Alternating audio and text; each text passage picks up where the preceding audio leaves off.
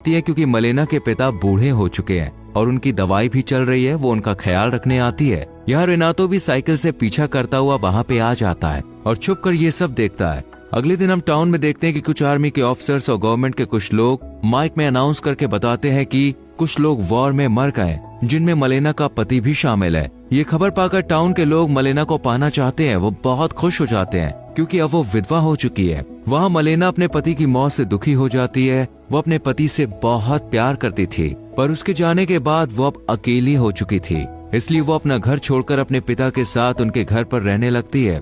रेनातो मलेना के घर के बाहर से उसे देख रहा होता है, जो कमरे में रो रही होती है। कुछ दिन के बाद जब मलेना अपना कपड़ा सुखा रही होती है, तब रेनातो चुपके से उसके कपड़े चुरा कर भाग जाता है और रात में कपड़े को हाथ में लिए मलेना के ख्यालों में खो जाता है। अगली सुबह जब उसके पिता रेनातो के पास वो कपड़ा देखते हैं तो वो उस पर बहुत चिल्लाते हैं और उसकी माँ उसे बहुत मारती है। फिर उसके पिता रेनातो को कमरे में बंद कर देते हैं। ऐसे ही 3 दिनों तक रेनातो कमरे में बंद रहता है और वो खाना पीना भी छोड़ देता है, जिस वजह से उसकी तबीयत भी खराब हो जाती है। तब रेनातो के पेरेंट्स डॉक्टर को बुलाते हैं। तब डॉक्टर चेक करने के बाद कहते हैं कि उसे टाइम पर खाना खाना होगा और उसे खुली हवा में जाना होगा। इसके बाद रेनातो साइकिल लेकर निकल जाता है। यहाँ पर वो देखता है कि मलेना के खिलाफ टाउन की महिलाएं अफवाहें फैलाती हैं कि वो पराये मर्दों के साथ गुलछर्रे उड़ाती है और कुछ आदमी भी मलेना के बारे में उल्टा सीधा कहते हैं, पर रेनातो को पता था कि वो ऐसा नहीं है।